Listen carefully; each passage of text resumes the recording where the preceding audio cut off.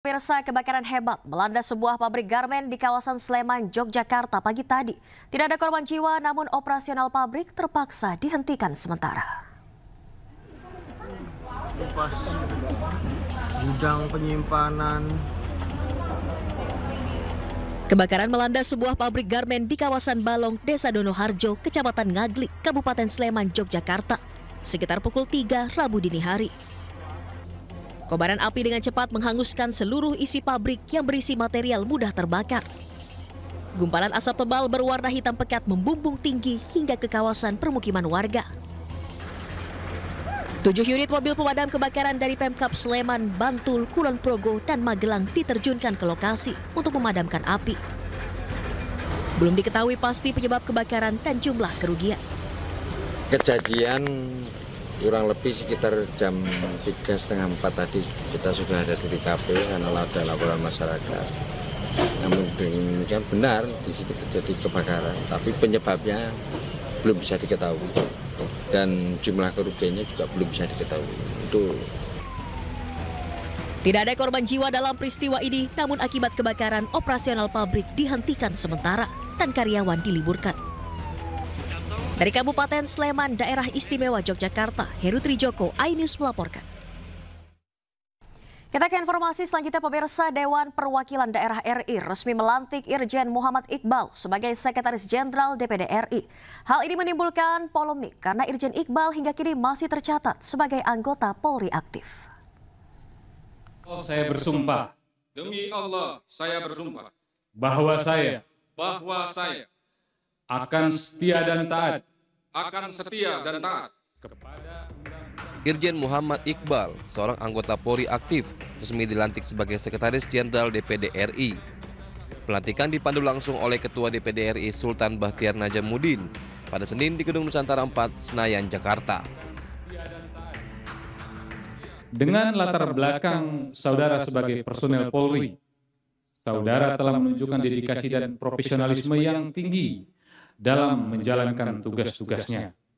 Kami percaya bahwa pengalaman dan keahlian saudara akan sangat bermanfaat bagi lembaga DPD RI dalam menjalankan tugas-tugas konstitusionalnya dan membawa perspektif baru untuk meningkatkan kinerja dan efektivitas lembaga.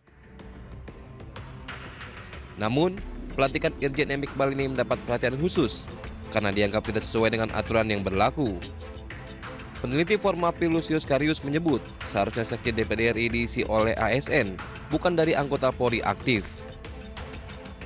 Jadi jelas bahwa anggota kepolisian tidak otomatis menjadi bagian dari pegawai negeri sipil, atau bahkan bisa dibilang anggota kepolisian bukan pegawai negeri sipil yang disebutkan dalam Undang-Undang ASN, gitu ya, atau yang dimaksudkan juga oleh Undang-Undang MD3. Maka tentu nampak pengisian posisi Sekjen DPD RI oleh seorang yang masih merupakan pejabat di kepolisian aktif, gitu ya, itu tentu tidak sejalan dengan apa yang kemudian menjadi kualifikasi posisi Sekjen DPD RI itu menurut Undang-Undang MD3. Irjen Iqbal merupakan seorang polisi aktif. Sebelum dilantik, dirinya pernah menjabat sebagai mantan Kapolda Riau yang kini dirotasi menjadi Pati Bahar Kampori dalam rangka penugasan di DPD RI. Tim Liputan iNews melaporkan.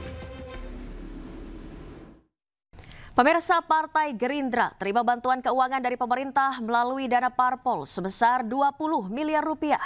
Dana ini nantinya akan dikelola dalam bentuk kegiatan partai, termasuk pendidikan politik.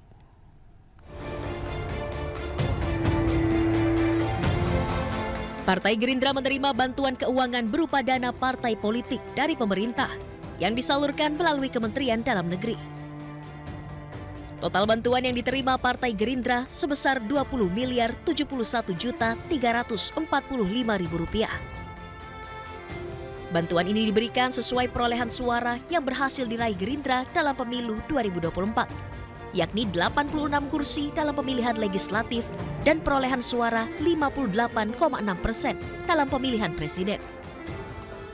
secara simbolis penyerahan bantuan keuangan kepada Partai Gerindra tahun 2025, diwakili Direktur Jenderal Politik dan Pemerintahan Umum Kemendagri, Bahtiar, dan diterima Sekretaris Jenderal Ahmad Muzani di kantor DPP Partai Gerindra Jakarta. Bantuan tersebut rencananya akan kami gunakan untuk pendidikan politik. Seperti kawan-kawan tahu bahwa pendidikan politik di Partai Gerindra tidak pernah berhenti, dan meskipun proses pemilihan umum baru selesai, kami tetap merencanakan beberapa kegiatan partai politik kami, yakni dalam bentuk pendidikan kader yang tidak akan pernah berhenti dan terus akan kami lakukan. Karena itu jumlah angka 20 miliar tersebut bagi kami sangat penting, artinya untuk bisa mensupport bagi kegiatan pelatihan kader Partai Gerindra.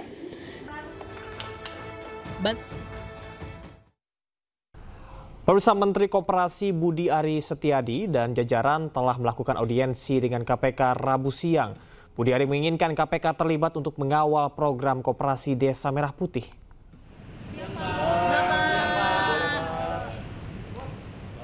Dalam audiensi hari ini yang berlangsung di Gedung Merah Putih KPK Jakarta, Budi Ari menjelaskan audiensi dengan KPK penting dilakukan lantaran jumlah koperasi Desa Merah Putih yang mencapai 80.000. Ditambah lagi alokasi dana yang dikucurkan untuk koperasi Desa Merah Putih mencapai ratusan triliun rupiah.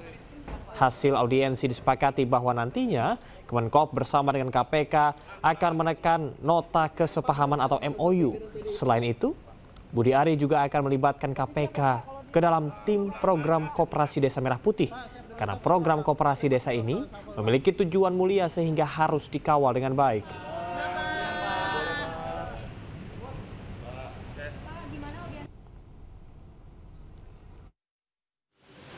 Kementerian Koperasi melakukan audiensi dengan KPK sehubungan dengan program 80.000 Kopdes Kel Merah Putih. Karena program itu begitu strategis, begitu besar, termasuk melibatkan anggaran yang sangat besar, maka kami meminta bantuan KPK untuk memberikan edukasi, pendidikan anti korupsi juga untuk para pengelola Kopdes, juga pengawasan dan mitigasi risiko. Kita berharap dengan kerjasama dengan banyak pihak, termasuk aparat penegak hukum KPK, program Kopdes Kelurahan Merah Putih ini bisa kredibel. Karena program Kopdes Merah Putih ini memang bertujuan untuk meningkatkan kemajuan bagi desa, kesejahteraan masyarakat, dan juga memutus mata rantai kemiskinan, dan juga setelah namanya muncul dalam dakwaan jaksa di sidang kasus judi online Kemenkom Digi, Menteri Koperasi Budi Ari Setiadi tetap bungkam soal benar atau tidak dirinya terlibat. Budi Ari sebut Tuhan tidak tidur. Itu dikawal dengan baik sehingga eksekusinya bisa kita kontrol dengan sebaik-baiknya. Gitu ya. Nanti aja, enggak. Nanti ketenggelam. Gusti Allah boten sare, Tuhan tidak pernah tidur. Menteri Koperasi Budi Ari Setiadi tetap bungkam soal nama dirinya yang disebut di dalam sidang judi online Kementerian Komunikasi dan Digital. Budi Ari enggan merespon pertanyaan awak media saat ditemui di gedung KPK Rabu pagi. Budi Ari hanya menyebut Tuhan tidak tidur dalam bahasa Jawa, yakni Gusti Allah boten sare.